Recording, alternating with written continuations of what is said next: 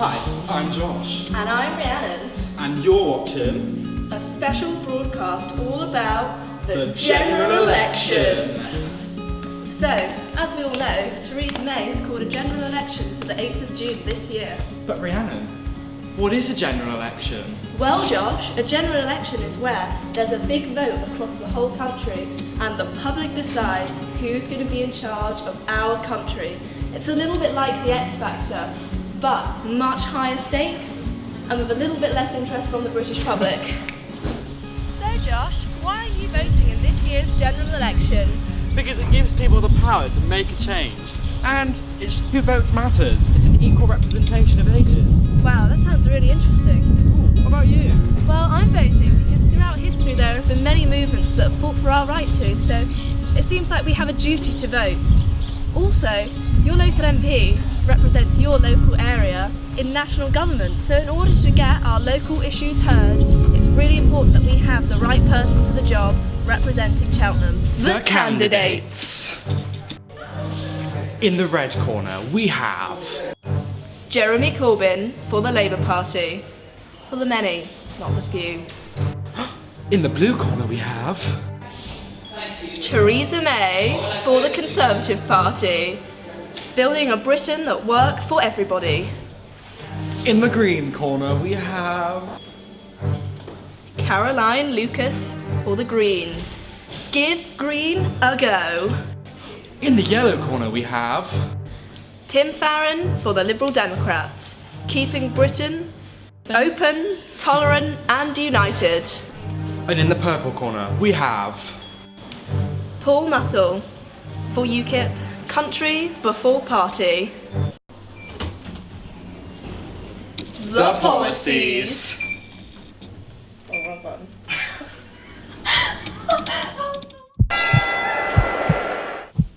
Yep, everything's in check.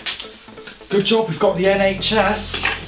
Speaking of which, have you heard what Labour wants to do with the NHS, Rhiannon? Well, in terms of the NHS, Labour supports the ending of privatisation, which is when the government sells off certain elements of our health service to private companies who are run for profit rather than for the good of the people. Instead, Labour would bring back our health service into a secure, publicly held, run for the people way. And also, they would scrap the current 1% pay rise cap on NHS workers, which, quite disgracefully, has left some nurses reliant upon food banks just to get by. Is that the kind of Britain we want?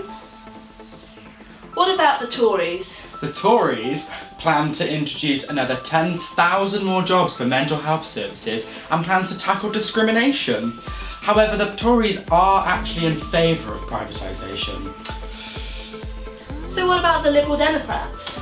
The Liberal Democrats want to increase and create a new budget which allows people to choose their own services which they like.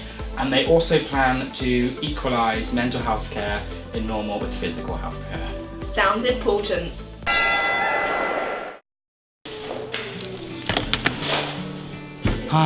Education. School days, some of the best of our lives. You heard what the Conservatives want to do with education? No, I haven't. Well, I'm going to tell you. The Conservatives plan on raising standards and restoring good old discipline to compete with the world's best. They also plan on bringing back grammar schools, which haven't been able to be created any new ones in the past years, which is kind of like a selective education system. What about Labour? Well, Labour, with regards to education, has got a few different policies. So, first of all, Labour plans to introduce free school meals for all primary school children, as there have been several studies that have shown that this can help raise attainment. And now this would be covered by a tax on private school fees. Currently, private schools have charity status and therefore don't pay tax. This would be reversed by the Labour Party. Also, there would be a reintroduction of maintenance grants for 16 to 18-year-olds in education, as well as the scrapping of university fees. This is so that all young people can reach their potential in higher education, regardless of their wealth or social background. Interesting. The Liberal Democrats want to increase an emphasis on technological careers and engineering. And as an incentive, they are planning to introduce a £10,000 grant to those wishing to join the army after having an engineering degree. Wow. Interesting. Sounds good for those planning to go down the tech route. Immigration, the big one. So, Labour is accepting the fact that free movement of people will have to end after Brexit, but plans on setting up a brand new system which is good for country and business. Sounds good. The Liberal Democrats won't be putting in any kind of cap on migration, no target figures to limit it, because it feels that that would harm the UK economy. Interesting. The Conservatives plan on cutting migration to the tens of thousands, reducing it after their target again from the previous general election. Wow. UKIP plan to go one further though, and they would reduce net migration to 0 if they were elected, meaning that there would be a one in, one out policy where when one immigrant leaves, another one's allowed back in.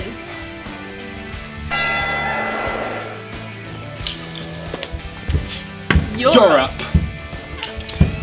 So, the Liberal Democrats plan on having a second EU referendum on the final Brexit deal. They also plan on keeping in the single market with the European Union. Greens, similarly, have the same plan on having a second referendum on the Brexit deal, but 16 and 17-year-olds will be able to vote. Well, the Conservatives are taking quite a different approach, and they've opted for what has been called a hard Brexit. So that would mean leaving the single market and unsubscribing from EU legal bodies like the Human Rights Convention.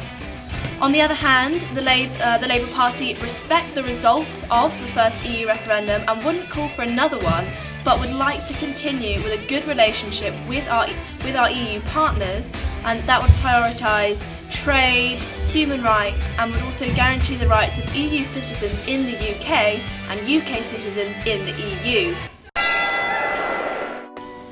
Hey Rhiannon, have you heard what Labour wants to do with the economy? Well, Labour leader Jeremy Corbyn has got some really exciting progressive ideas for our economy.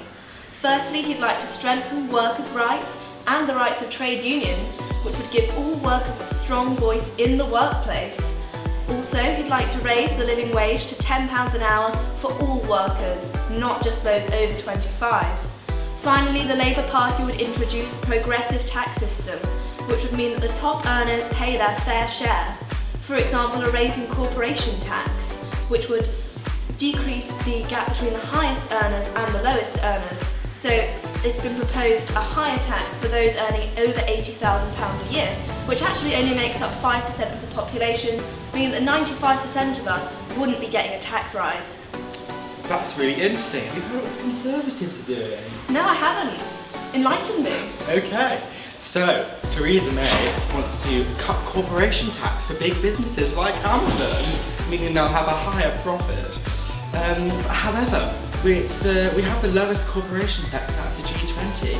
She wants to cut it even further. Snip, snip. Snip, snip. Well, I heard the Greens have got some pretty similar policies to the Labour Party, but what about Lib Dem? Lib Dems wants to increase a 1p on the income tax. Oh wow, what's that for fun? That is actually fun. The health service? The health service and plenty of other things. Wow, sounds good. The general election, the 2017 election, 8th of June, make sure you're there to put that cross in the square. You choose, we choose, who will win, who will lose, the 2017 election, the general election. The country is in our hands, make sure you vote!